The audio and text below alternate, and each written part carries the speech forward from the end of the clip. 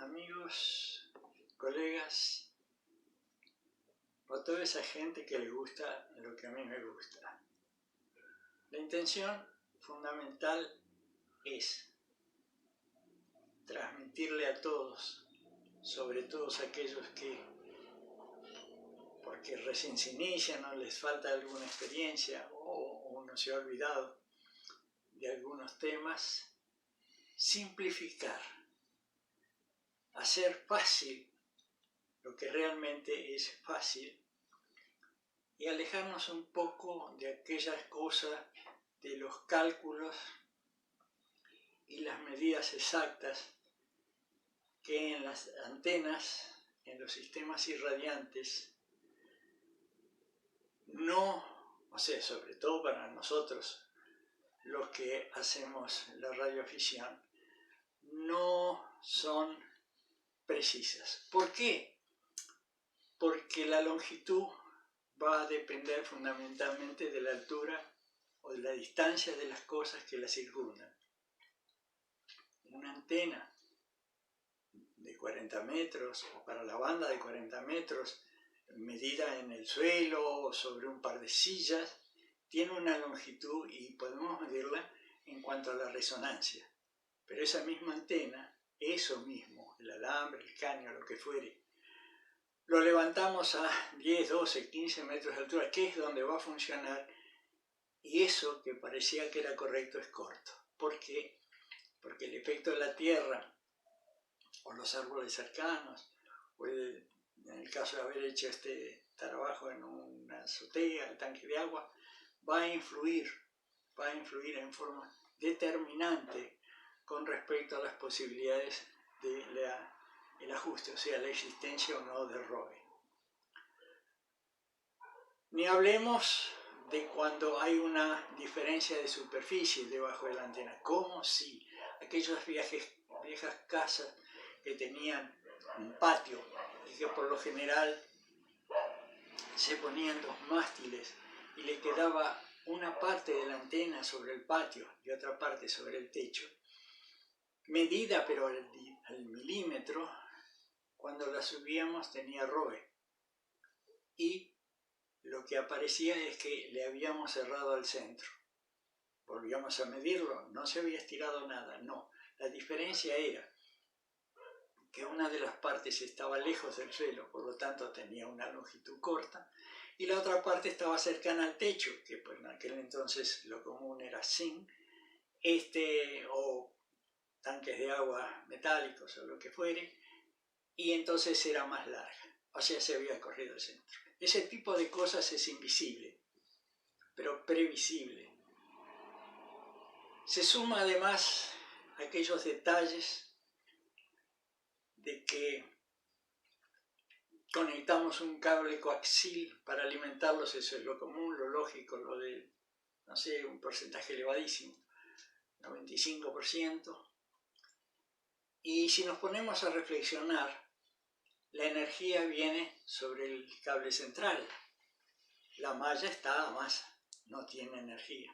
La primera pregunta, y fácil, es si tenemos un dipolo que tiene un cuarto de onda para cada lado, y a posteriori vamos a verlo en los dibujos, el que está conectado al cable central, caramba, tiene toda la energía del equipo, y el otro está a masa. Claro, lo que ocurre es que, como eso está en el aire y hay una longitud del cable coaxil, la malla va a generar como si fuera una especie de bobina, y en esa bobina se va a generar un voltaje, y ese voltaje va a alimentar ese cuarto de onda. Naturalmente, aunque resulte difícil de apreciar la antena desde el punto de vista del rendimiento fundamental, iba a estar probablemente al 90, al 85, al 70, al 65%, pero no lo podemos apreciar. Ahí viene otra cosa, y es la incidencia o la ventaja y no pongamos 100 vatios, si podemos pongámosle 130, aún a riesgo de que se quemen los transistores de salida, porque caramba, tenemos más potencia. ¡Oh, qué sorpresa! Pero eso no se nota en el indicador de señal del amigo que nos está haciendo la gauchada de medirnos. ¿Por qué? Porque por una razón. Entre el 5.7, 5.8, el 5.8, 5.9, o sea, entre las diferentes graduaciones de señal, en señal S, es el cuádruple de potencia. O sea, pasar de 5.8 a 5.9 hay que convertir los 100 en 400. Por favor, ¿cómo vamos a apreciar un aumento de 25, 150 o 50 vatios en la señal? Es el ancho de la aguja, es poco perceptible. Bien, la otra cosa que tiene también que ver en todas estas cosas que no resultan tan comunes a consultar es que comúnmente hoy se habla de antenas que andan perfectamente, aún mejor si están bajitas. Bueno, evidentemente hay una ausencia total de conocimientos de qué pasa con la radiofrecuencia. La radiofrecuencia, si bien sale en línea recta, es influenciada por la altura. ¿Qué significa eso? Hombre, que si nosotros ponemos una antena separada del piso, un cuarto de onda, por ejemplo, 10 metros de altura para una de 40. Pero está alta esa antena. No, lo que ocurre es que el ángulo de disparo, o sea, para donde va la energía, va a superar los 60, 70 grados. ¿Qué significa? Bueno, que los corresponsales cercanos o medianamente cercanos con quien uno debiera o serviría falsa y comunicar, la señal es débil. Y sí, bueno, pero esa señal va a la ionósfera y va a reflejar, claro, pero como el ángulo es muy alto, el reflejo va a ser cercano, entonces para DX no sirve. Sumado a que la cantidad más grande de ruidos está cercano a la Tierra. ¿Por qué? Porque los cables de alimentación de los 220, por los motores, por las fuentes que no tienen transformador, etc. Tenemos el nido de ruido más grande, es cercano a la Tierra y por lo tanto es lo más intenso. Se suma además lo otro. Esta antena es magnífica porque casi no tiene ruido. Bueno, si no tiene ruido es que es sorda. ¿Cómo que es sorda? Y sí, porque el ruido es un componente radioeléctrico y si no lo escuchamos es que va a haber una atenuación. Y si hay una atenuación en el ruido, hay una atenuación en la señal, también radioeléctrica, que viene de un corresponsal. Y hay cosas que son casi invisibles. ¿Cómo invisibles? Claro. Que a uno lo escuchan. Que el corresponsal, el amigo, que inclusive hace horario para prestar la ayuda de decir cómo te escucho. Bueno, una de las condiciones que hay es que uno no tiene 2 antenas para 40, o 2 antenas para 20, o 2 antenas para 10 para decir, esta que es normal me da esto, esta que hice me da aquello. Y hacer un aspecto, una parte comparativa razonable, lógica y justa. Pero además de eso tenemos el otro interrogante. El colega que nos ayuda, ¿tiene la antena enfrentada con la nuestra para que la transmisión de la energía sea el máximo? Y no lo sabemos. ¿Y la polarización? Porque caramba, la polarización en vertical a horizontal son 100 veces menos de señal. Y no hablemos de que por ahí la antena esté de punta. Caray, si la antena está de punta es 1000 veces menos. ¿Cómo es eso? Y claro, porque es la punta del cablecito contra todo el largo del cable, la energía que se irradia. Analicemos un cachito la energía que se irradia. Pero si tenemos una antena vertical, que sí, un cuartito de onda, o una cualquiera, una J o lo que fuere. Ok, polarización vertical. Muy bien. Y entonces le hacemos llegar, pero con precisión, medido, 360 vatios a esa antena. 360 vatios. El que nos escucha, ¿cuánta energía recibe? Los 360. Y no, porque la energía se distribuye. Es la diferencia que hace el Sol cuando ponemos la mano en un lugar y es tibio lo que recibimos. Si le ponemos una lupa y por la concentración del haz es capaz de perforarnos la mano por el calor que recibe. Pero el rayo de luz es la misma, ¿no es cierto? Quiere decir que si se distribuye, indudablemente va a haber menos energía. Y en este caso, el círculo tiene 360 grados. Por lo tanto, el que nos escucha con uno. No, con uno no, tampoco. Porque ese uno, a 5, a 10, a 50 kilómetros, es un uno que abarca una enorme cantidad de lugar, de kilómetros, sumado arriba y abajo. Por ende, son microvatios o miles de microvatios menos. Entonces, nos encontramos que para poder hacer una apreciación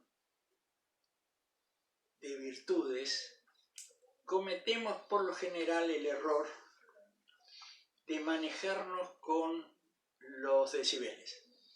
Muy bien, los decibeles. Bueno, los decibeles es algo que se acepta como unidad de medida, como si fuera el metro. Pero resulta que no es así. ¿Cómo? Y sí, 3 decibeles más de potencia es el doble. O sea, algo que 2 vatios se convirtieron en 4. 3 decibeles menos es la mitad. 2 vatios se convirtió en 1. Caray, empieza a ser un detalle, ¿no? Entonces, nos encontramos que si alguien habla de que una antena gana 10 decibeles, significa que está ganando 10 veces la potencia, o sea que uno tiene 100 vatios y lo convirtió en un kilowatt. Ahora, vamos a suponer que eso, bueno, es una antena de varios elementos, ya después vamos a hablar de yays, de medias ondas, de monopolos de la misma, forma de alimentación, adaptación a impedancias. Lo que estoy en este momento es tratando de que unificar el idioma desde el punto de vista de lo que comúnmente se dice, pero que suele ser muy impreciso. Otra de las cosas que intento, y ojalá lo logre, es producir en el que me ve y el que me escucha el deseo de hacer cosas. No está mal hacer una antena para los próximos 30 años. Por favor. No hay por qué ponerle una fecha de caducidad a la construcción de la antena. Pero resulta que la antena es una parte de la aventura. Son de esas cosas que todavía nos queda la posibilidad de que nosotros seamos no solamente partícipes, sino hacedores de la cosa. Para algunos me parece razonable que no les resulte ni interesante ni tentador, pero para los otros, delante entre los que me cuento, eso es algo que puede llenarse de sorpresa y que realmente uno desea que más de uno lo aproveche. Son cosas que se pueden hacer en forma muy simple, yo diría casi hasta sin costo. Y también se le puede agregar a eso, como yo he agregado a lo que después les voy a mostrar, enfoques personales. En cada uno de nosotros hay una potencialidad con respecto a la observación, al ocurrirse algo, a un conocimiento que a otros no se les ha ocurrido. Y entonces, eso está flotante, está a la mano. Y bueno, puede ser tentador o no. Y una de las cosas que más importancia yo he encontrado es que este tipo de afinidad que tiene que ver con la radiofisión nuclea a gente que puede expresar generosidad. Yo tengo infinidad de personas a quien reconocer el agradecimiento por la ayuda, por los datos, por la predisposición. Más, yo no me estoy filmando. me está filmando uno de mis hijos. No podría hacerlo solo. Sería imposible. Bueno, como en aquellos tiempos y en forma muy corta, si alguien les decía, che, escúchame, ¿cómo es esto de la radiofisión? Mira, a mí me interesa. Y aparecíamos 4, 5, 6, que en un garaje nos poníamos a hacerle un equipo y había más de 3 o 4 que ayudaban a poner los mástiles y que estábamos todos tan contentos, tan satisfechos y tan felices de eso. Así que ahora les voy a mostrar físicamente de lo que estábamos hablando.